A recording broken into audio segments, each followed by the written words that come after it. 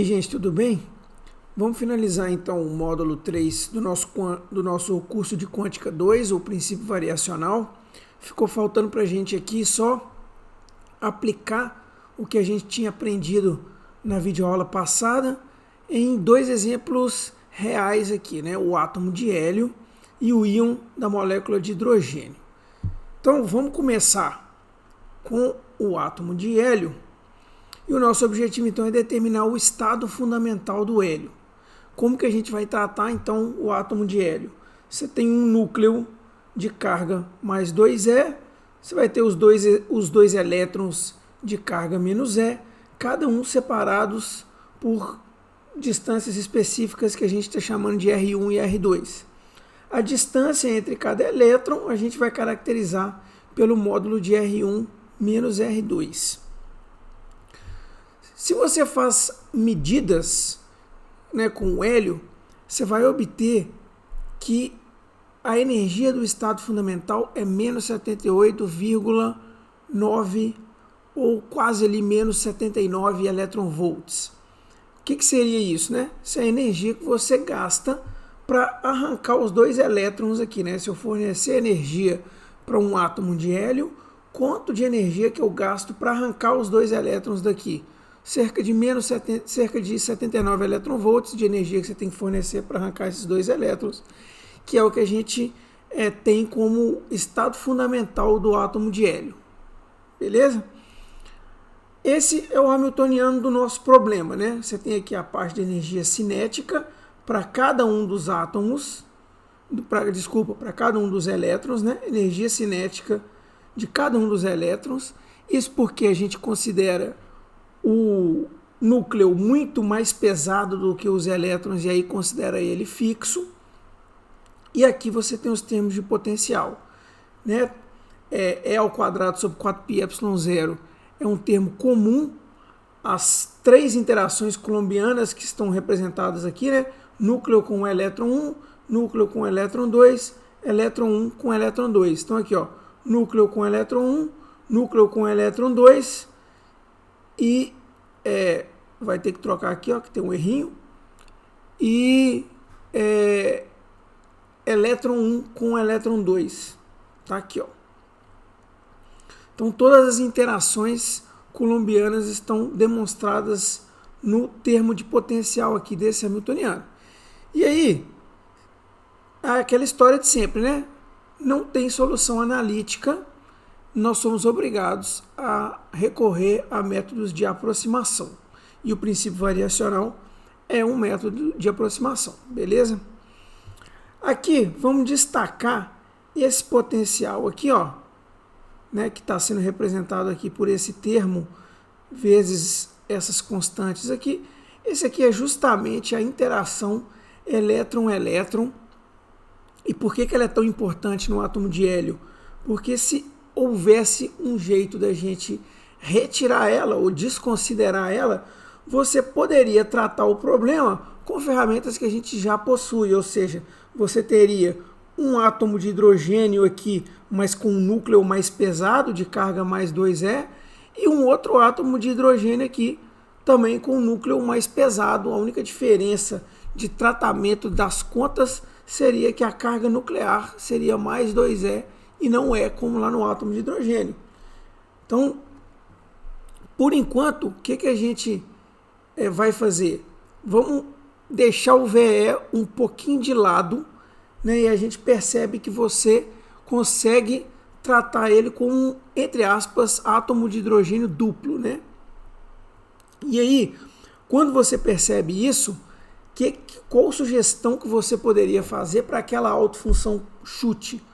Exatamente uma autofunção em que você considera esse carinha aqui como dois átomos de hidrogênios junto. Então, vamos relembrar como que é a autofunção de um átomo de hidrogênio, Psi100 lá, estado fundamental de um átomo de hidrogênio. É isso aqui, em que A aqui é o raio de Bohr e R é justamente a posição do elétron em relação ao núcleo. Então, como que a gente teria que fazer para ajustar isso para o nosso problema? Primeiro, pegar essa autofunção aqui e substituir toda vez que aparecer A por A sobre 2. Por que isso? Porque esse E ao quadrado aqui no raio de Bohr, ele vem justamente da interação entre o elétron e o núcleo. A interação coulombiana lá entre elétron e núcleo é o Q1 vezes Q2 do átomo de hidrogênio. Então, se Q1 é E e Q2 é E, você tem E ao quadrado. Só que aqui não, você vai ter E com 2E. Então, o A ele vai ganhar um 2 aqui embaixo, por conta, né, vai entrar um 2 aqui na frente do E ao quadrado, o que vai te dar um raio de Bohr que é metade daquele raio de Bohr que você tinha trabalhado no átomo de hidrogênio lá no capítulo 4. O que faz sentido, né? Você tem uma carga nuclear maior, ela vai ter tendência de atrair mais o elétron e reduzir o raio nuclear. Né? Faz bastante sentido isso. Como você arranja agora esse fator aqui, mais essa autofunção do Psi100 para o nosso problema? Nós vamos trabalhar com um chute, uma autofunção chute, que seja Psi100 de R1, Psi100 de R2. Então, que alterações que a gente fez aqui, né? Fazendo uma vez a outra, você tem aqui a exponencial, vai ficar aqui com R1 mais R2, e aqui você repara que aonde tinha A, virou A sobre 2, por isso que ganhou o 2 aqui na exponencial. Aqui a raiz vai sumir, né, porque são duas autofunções ali, uma multiplicando a outra, beleza? Porque não somadas, né? Porque multiplicadas. Multiplicadas porque se a gente ignora o VEE, você tem aqui um elétron completamente independente do outro elétron, cada um interagindo com o núcleo. Então é razoável você traduzir essa independência entre os dois elétrons com essa multiplicação aqui entre as duas autofunções. Beleza? Aí, continuando aqui, multiplicou as duas, essa raiz aqui vai sumir e o A sobre 3 aqui agora vai ser o A ao cubo aqui vai ser A sobre 2 ao cubo e o 2 ao cubo virou 8 aqui. Por isso que esse chute aqui fica bem razoável, né? Na verdade, nós não estamos ignorando o VE, né? Nós estamos tentando pensar numa boa autofunção para ser o nosso chute. Na verdade, é isso que a gente está fazendo aqui. Então, a gente tem com uma característica bem razoável essa função aqui para a gente fazer de chute. Qual que é o... Agora vamos aplicar o princípio variacional. Qual que é o primeiro passo? Normalizar a autofunção. Mas essa autofunção já está normalizada. Beleza? Né? Se você fizer integral dupla em R1 e R2 aqui, você vai obter já uma autofunção já normalizada, né? De menos infinito a infinito. O segundo passo é justamente fazer lá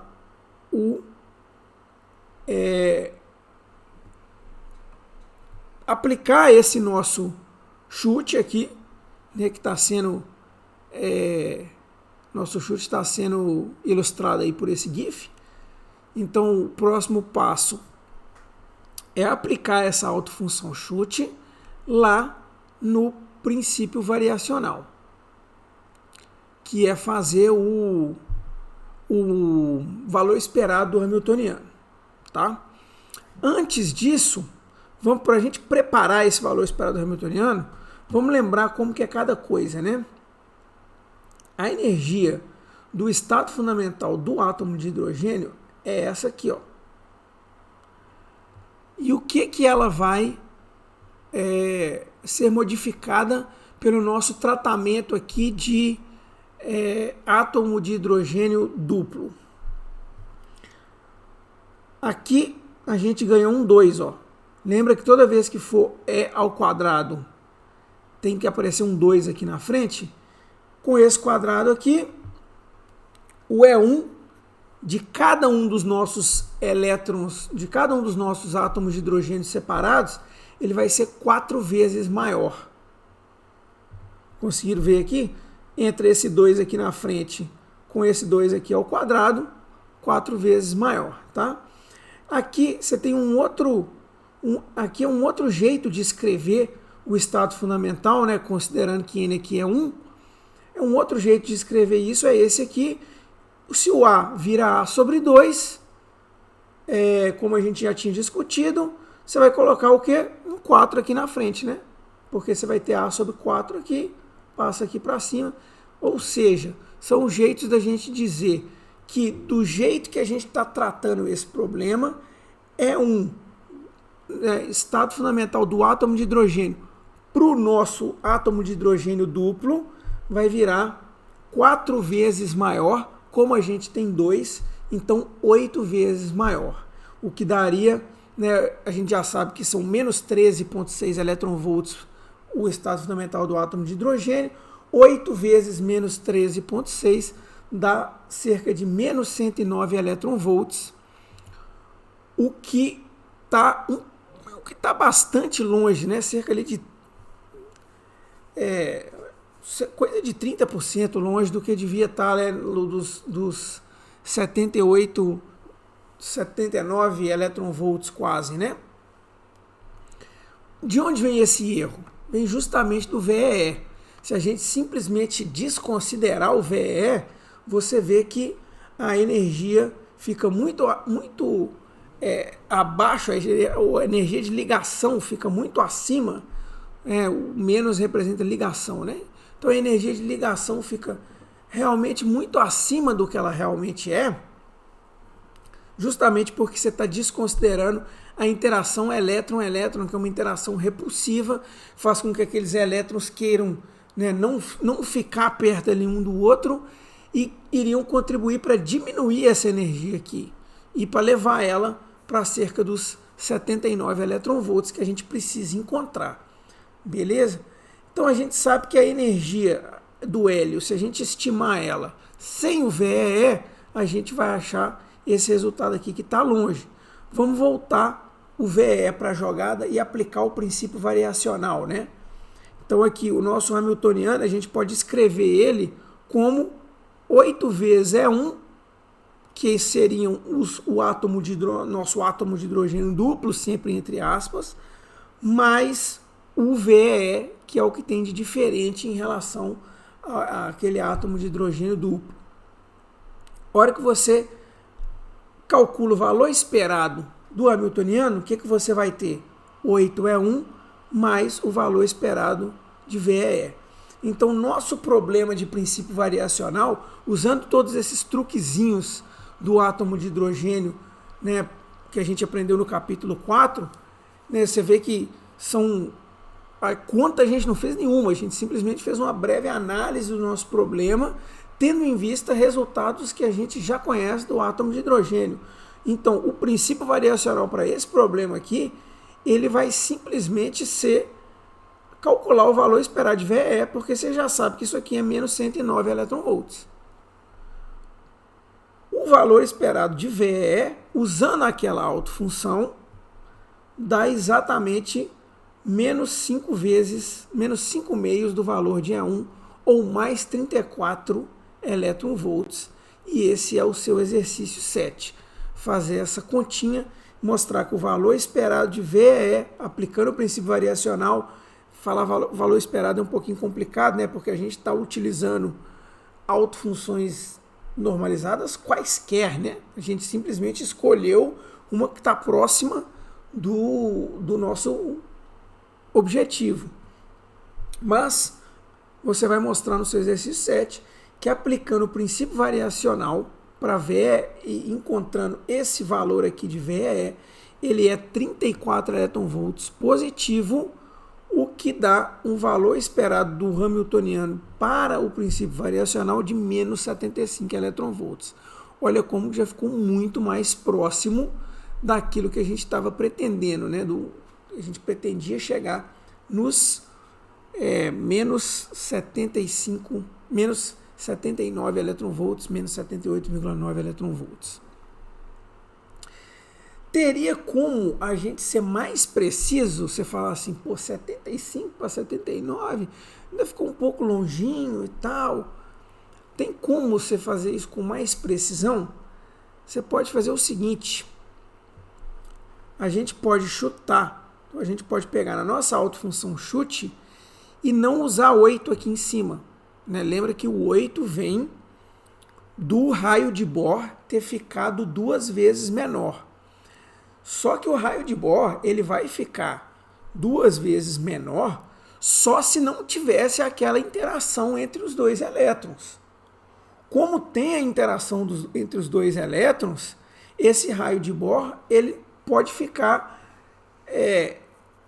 maior ou menor, ele pode reduzir por um valor diferente do que o valor da metade que a gente tinha usado aqui como 2, que ao cubo aqui virou 8 lá nas nossas contas. Então, em vez de usar 2, né, em vez de falar que o raio de Bohr caiu pela metade, como a gente tinha desconsiderado completamente o VE e a gente não quer isso, como trazer um pouco do VE para a nossa autofunção de chute? É pegar aquilo que a gente tinha usado como 2 aqui, que é o cubo virou 8, e o 2 aqui na frente, e dizer que isso é Z, um número que a gente é um parâmetro ajustável. Repara que a gente não tinha usado o nosso querido parâmetro ajustável, que a gente cansou de usar naqueles exemplos, né? Então, como adicionar um parâmetro ajustável para a nossa função, para a nossa autofunção chute lá? Seria nesse ponto, né? O ponto em que o raio de Bohr não necessariamente cai pela metade, né? A gente usou ele caindo pela metade porque a gente desconsiderou completamente o VE. Então essa é uma maneira da gente trazer um pouquinho do VE para dentro da autofunção de chute e ser mais preciso. E aí, como que a gente faria para ajustar o hamiltoniano para esse nosso problema? Então, aqui eu coloquei essa frase aqui, ó, cada elétron enxerga o núcleo com carga menor do que 2. É uma outra maneira de você ver essa mesma situação que eu discuti aqui a respeito do raio de Bohr, né? E é inclusive o que está escrito no Griffith, se eu não estou enganado. Como tem a atração elétron-elétron, o elétron ele não enxerga o núcleo com carga, entre aspas, né? Ele não enxerga o núcleo com carga igual a 2, porque ele está sendo repelido por um outro elétron que está ali próximo dele, e aí não entraria 2 na frente do E ao quadrado, é a mesma interpretação que eu fiz lá em relação ao raio de Bohr. Mas vamos aqui, como que eu faço com o hamiltoniano? Repara que a gente simplesmente somou e subtraiu uma mesma quantidade aqui, ó. A gente somou e subtraiu essa quantidade aqui, ó, né? Essa constante aqui é ao quadrado sobre 4πε0 que sempre tem que ter, ZR1 e ZR2. Nós somamos e subtraímos esse termo. Tanto é que se a gente fizer Z igual, né, ele tanto não modifica o hamiltoniano, que se a gente fizer Z igual a 2, a gente cai, né, zero esse cara, e esses dois aqui caem exatamente no que a gente tinha anteriormente, né? Então, o hamiltoniano ele não sofreu nenhuma modificação, a gente somou e subtraiu um mesmo termo. Só que aí, isso vai facilitar para a gente aplicar o princípio variacional e ter aquele 8E1 de todo jeito, tá? Tá aqui, ó. O valor esperado do hamiltoniano, bom, não fica 8E1, né? Ficaria 8E1 se isso aqui fosse 2, tá?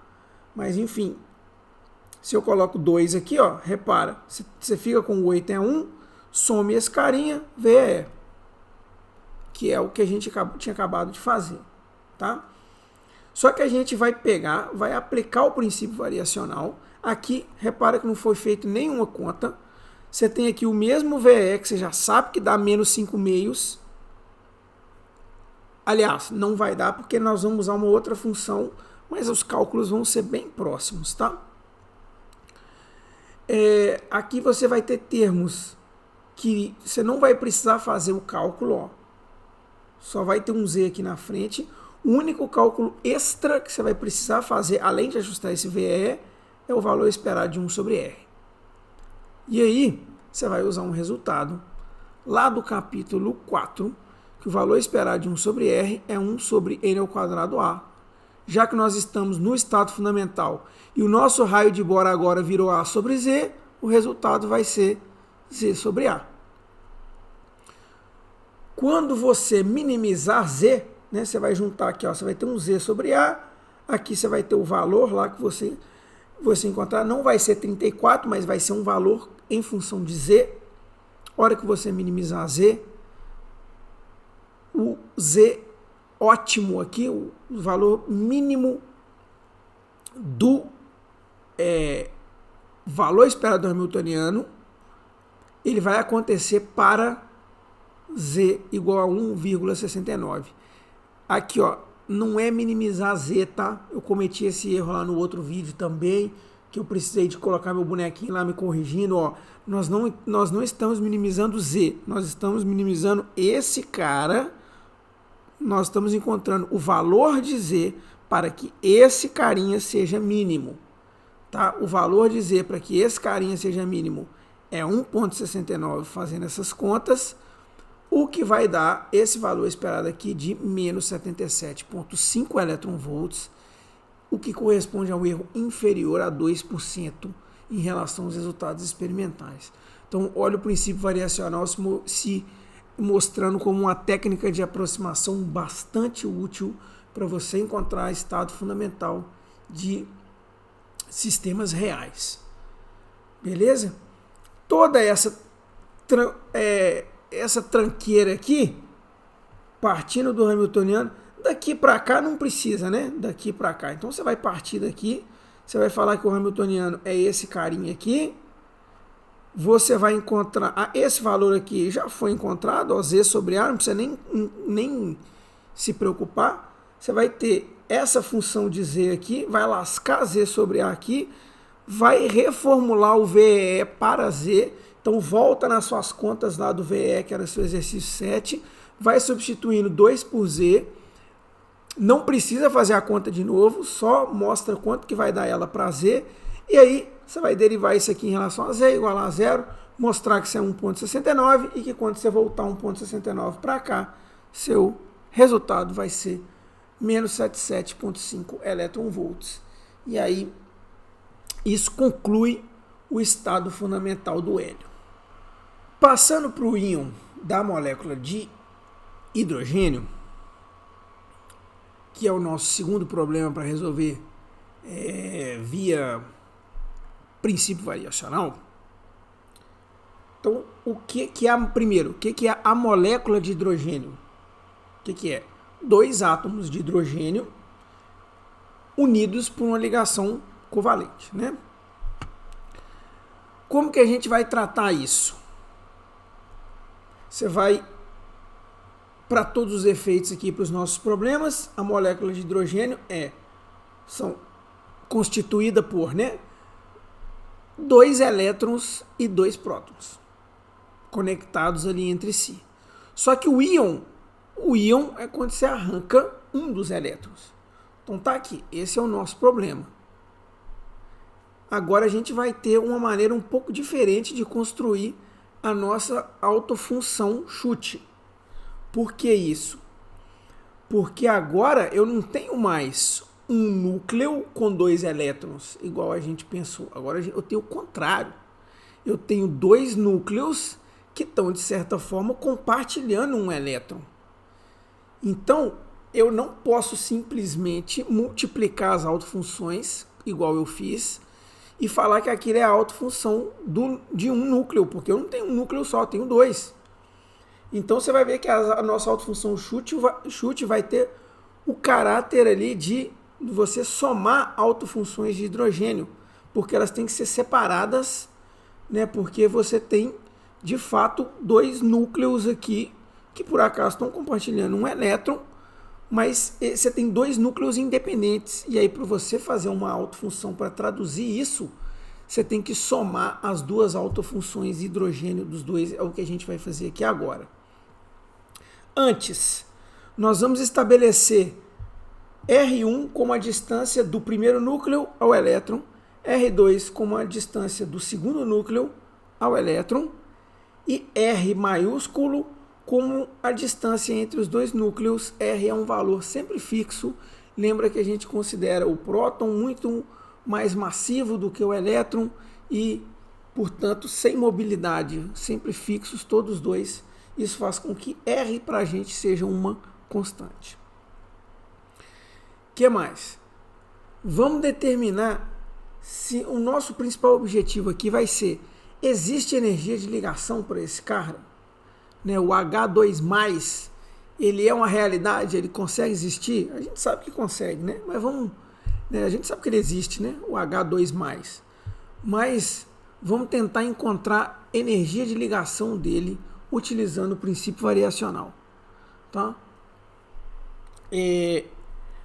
A gente vai usar um processo que é chamado na química de combinação linear de orbitais atômicos, que é aquilo que eu tinha falado. É você falar que a autofunção desse carinha aqui vai ser constituída por a autofunção desse cara mais a autofunção desse cara, né? O estado fundamental desse aqui mais o estado fundamental desse aqui. Repara na constante de normalização aqui, sempre muito importante para o princípio variacional, né? Agora, a gente relembra como que é o psi do estado fundamental de cada um desses carinhas aqui, em separado. Por que isso? Por que agora ele ficou igualzinho o átomo de hidrogênio? Porque cada núcleo tem só um elétron. Um elétron com o próton, você volta lá para o átomo de hidrogênio. Então, cada psi-G, né, o G de ground, de novo, né, de estado fundamental, cada psi-G vai ser isso aqui com o seu respectivo R. Aqui, R1 para esse bacaninha, R2 para esse bacaninha aqui. Então, agora vamos começar a aplicar o princípio variacional totalmente dito, né? Qual que é o primeiro passo? Normalizar a autofunção. Agora a gente não tem mais essa constante de normalização, porque você está somando esses dois carinhas aqui. Agora não está mais normalizado, só se estivesse multiplicando, né? Então, primeiro, começa pela normalização. A sua normalização vai depender desse I aqui, que é isso aqui. Tá? Aqui poderia pedir exercícios, porém essas contas são muito extensas e aí vira um exercício de cálculo, né? Vamos reduzir um pouquinho aqui a matemática para tentar se concentrar na importância do significado físico da aplicação do princípio variacional aqui.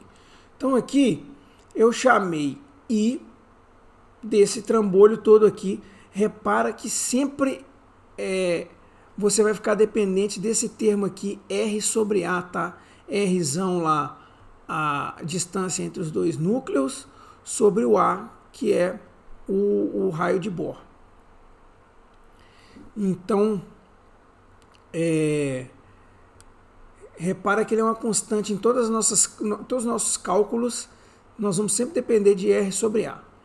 Então aqui, você tem aqui, normalizou A, olha o trambolhão que dá, né? Você vai ter aqui 1 sobre 2 vezes 1 mais I, em que I é tudo isso aqui.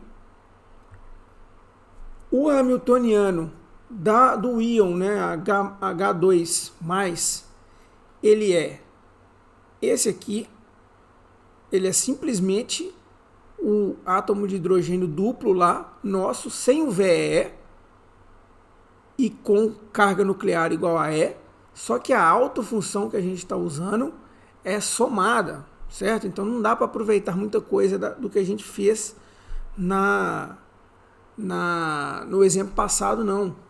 Dá para aproveitar de cálculos do hidrogênio. Então aqui, quando você aplicar o princípio variacional, você vai ver que você vai precisar de calcular esses termos aqui que foram definidos como D e X. Então aqui é o elemento de matriz aqui, né, de 1 sobre R2 com π0 de R1, π0 de R1 e o outro 1 sobre R1, π0 de R1, π0 de R2. Tá? Então, se você aplicar o princípio variacional, você vai perceber que você vai depender desses cálculos aqui. E que aí, o valor esperado do Hamiltoniano para aquela autofunção é isso aqui, com D, X e Y representado por trambolhos que dependem de são funções de R sobre A. Beleza? R é um valor fixo que a gente não falou hora nenhuma quanto que ele dá. Só que você pode encarar que ele é o seu parâmetro ajustável, né? Qual que vai ser a menor energia, qual que vai ser a distância R para que você tenha a menor energia, né? Um ponto de mínimo ali que você poderia encarar como energia de ligação ali entre os dois. Então, como que a gente vai fazer isso aqui? Para a gente conseguir visualizar isso com um pouquinho mais de facilidade, nós vamos plotar isso aqui, ó. Né, vamos encarar como se isso aqui fosse uma função f de x, em que x é r sobre a, x minúsculo, tá? Para não confundir com esse aqui. O gráfico é esse aqui. Então, f de x, que é lá o valor esperado hamiltoniano, em função de x, que é r sobre a, em que o ponto de mínimo ocorre quando r é igual a 2,4a, em que a é o raio de Bohr lá do hidrogênio mesmo, tá? Que vale cerca ali de meio angstrom, né? Então, quando R for igual a 2,4 vezes meio angstrom, cerca de 1 angstrom e pouquinho, né? Então, para R, perto de 1 angstrom, aqui nesse pontinho de mínimo, você vai ter um ponto de equilíbrio que traduz ali uma energia de ligação entre os dois núcleos. Beleza? Negativa, como deveria ser, né? Tá aqui, ó. Esse eixo aqui, o zero, na verdade, tá aqui, né? Então, a partir desse ponto aqui, você está numa parte negativa desse gráfico aqui, mas o ponto de mínimo ele ocorre aqui em 2,4A e ele te mostra claramente que existe uma energia de ligação para o íon da molécula de hidrogênio. Se você jogar esse 2,4 angstrom aqui, você vai achar uma energia de ligação de 2,8 elétron-volts, e você erra para cima, como sempre, né? Princípio variacional. A energia experimental ela é de 1,8 elétron-volts, beleza? Mas você conseguiu, né, com a técnica de aproximação, lembra que você está na casa dos angstroms, depois a energia vai lá para a casa dos elétron-volts, então e você está acertando a ordem de grandeza, tá? 1,8 para 2,8, você pode pensar que é um erro muito grande quando você compara a grosso modo, mas você está acertando na pinta a ordem de grandeza das coisas ali, com uma técnica uma técnica de aproximação. Então tem ali o seu valor, né? Como sempre, você superestimou. Você encontra 2,8 para uma energia de ligação igual aliás, ao contrário, né? Como isso é negativo, você vai encontrar menos 1,8 para uma energia de ligação que na verdade é menos 2,8. Beleza? Então você superestimou, como sempre, o resultado utilizando o princípio variacional. Então esse foi o capítulo, né? A gente cobriu tudo de que tem lá no Griffith sobre o princípio variacional, 100%. Então esse foi o capítulo 7. Ficamos por aqui. Até a próxima videoaula, onde a gente começa com a teoria de perturbação dependente do tempo, que é o capítulo 9 do Griffiths. Vai ser o nosso módulo 4. Beleza? Até a próxima, então. Até mais.